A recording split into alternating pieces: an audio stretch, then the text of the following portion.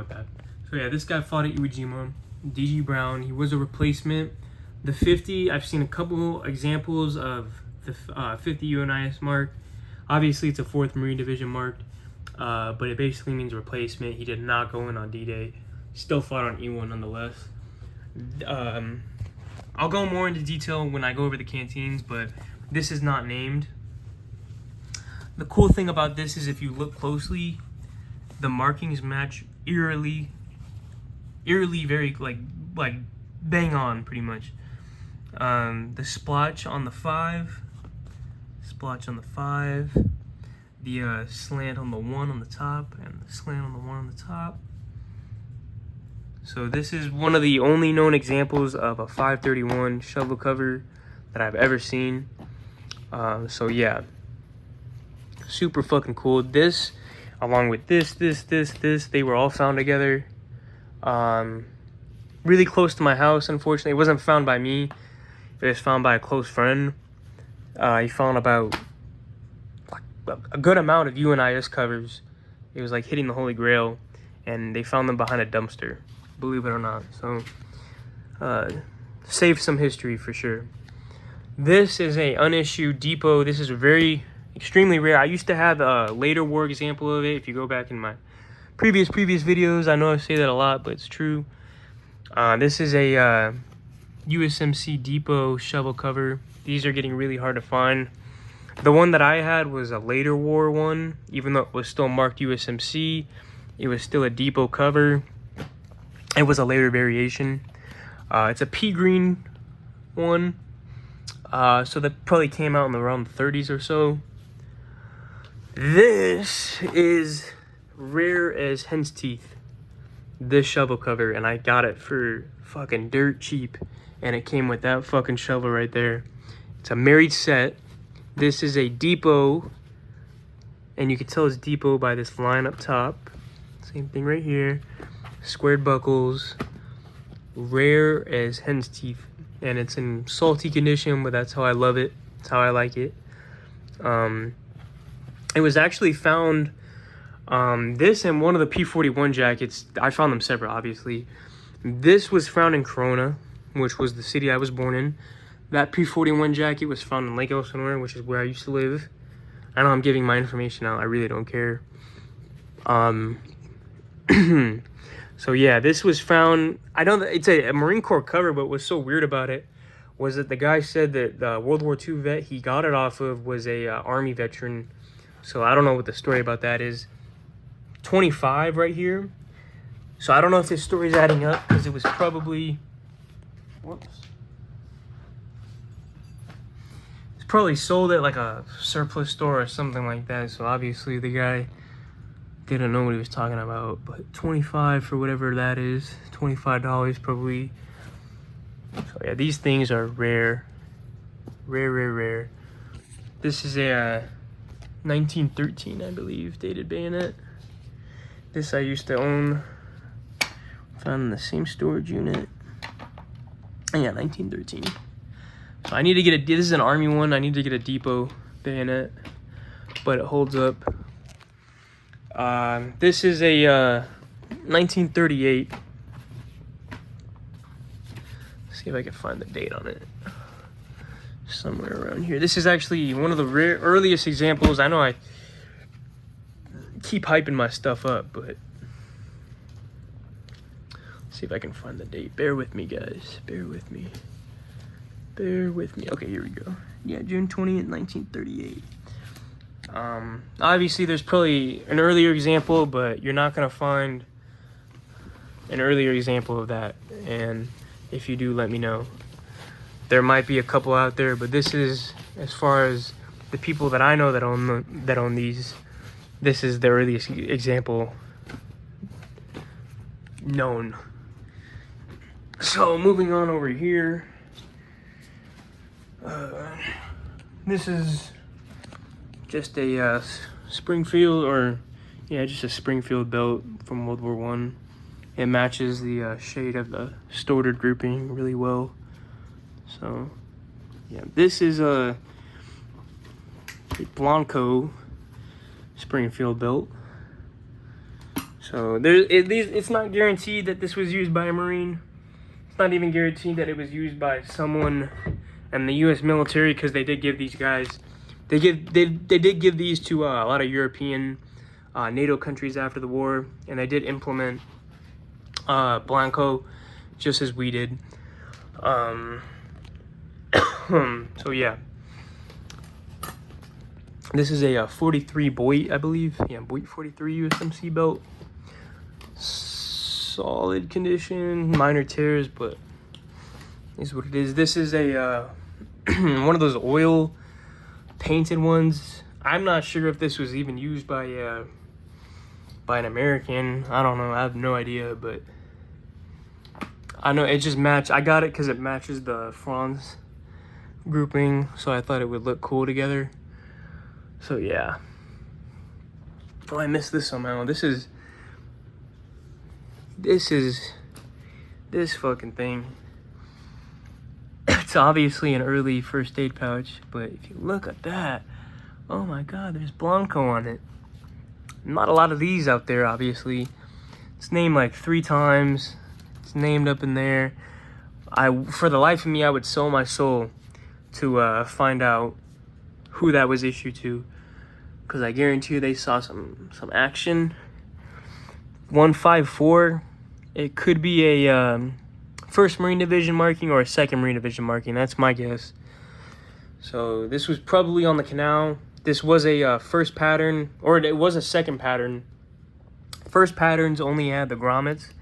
2nd patterns were converted 1st patterns that were sewn on. I guarantee this was probably taken off post-war.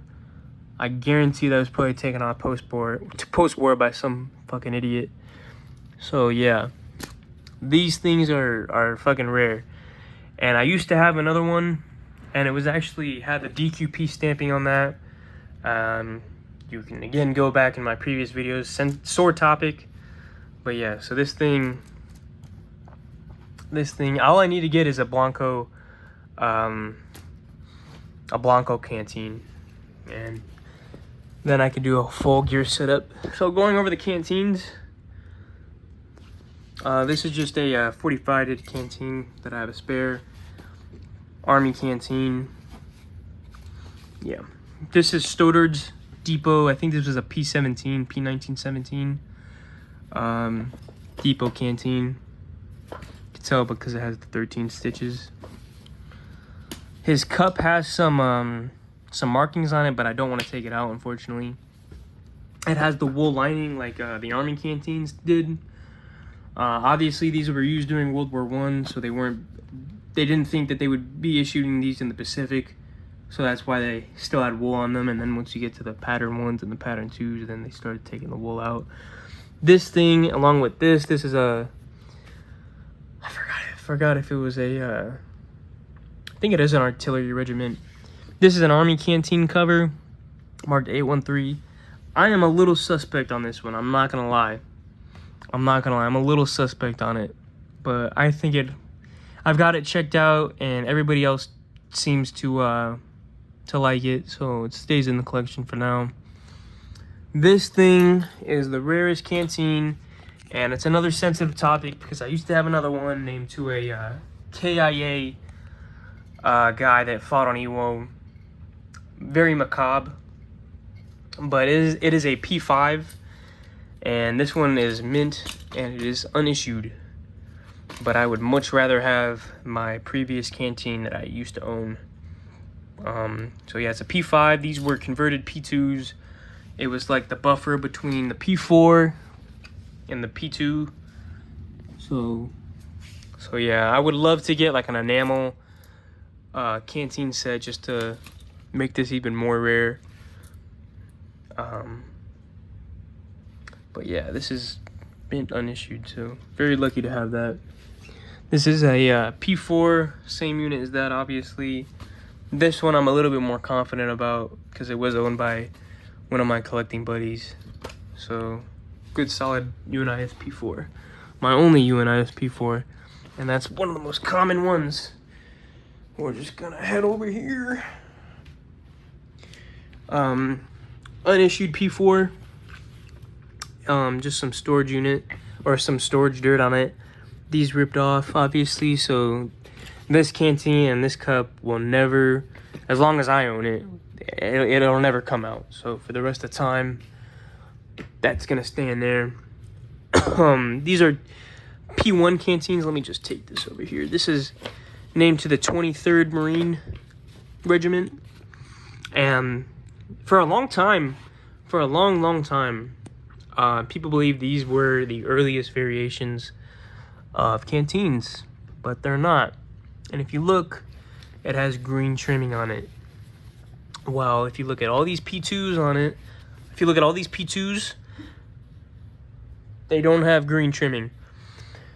These, like this P2, we'll just pretend like it's a P2 and not a P5.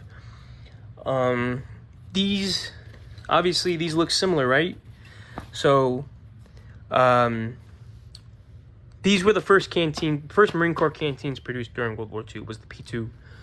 Because if you look, it matches up with the edge trimming on the D-ring, and there's actual photo evidence of these being used on Guadalcanal.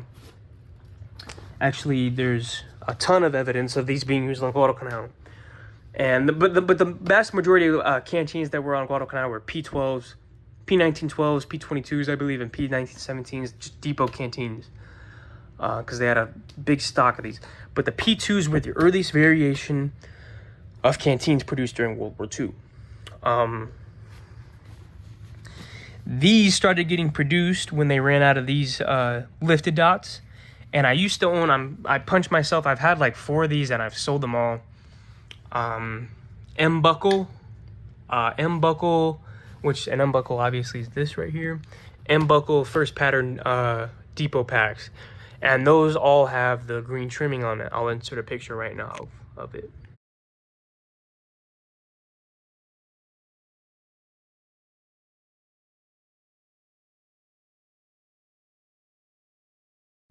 So obviously that green trimming looks very similar to this right here.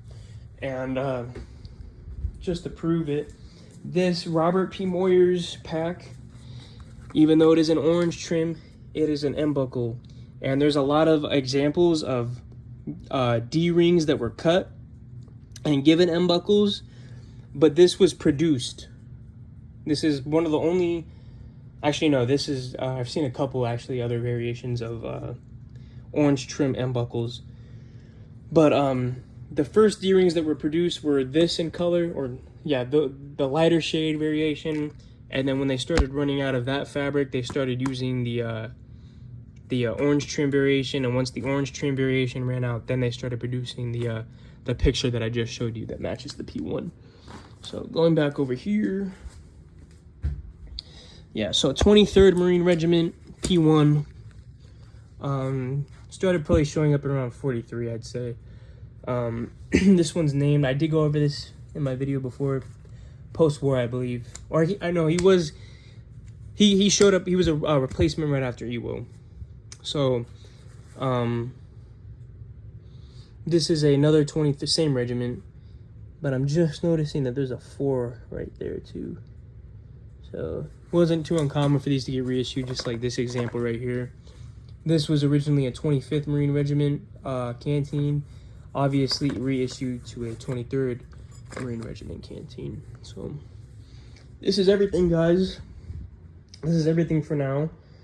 Hopefully I can make a video within the next, say, year or so, but don't expect much, because I am going in the Navy. But this is my collection. I'll see you guys soon, hopefully, or I'll make another video. Yeah, so peace.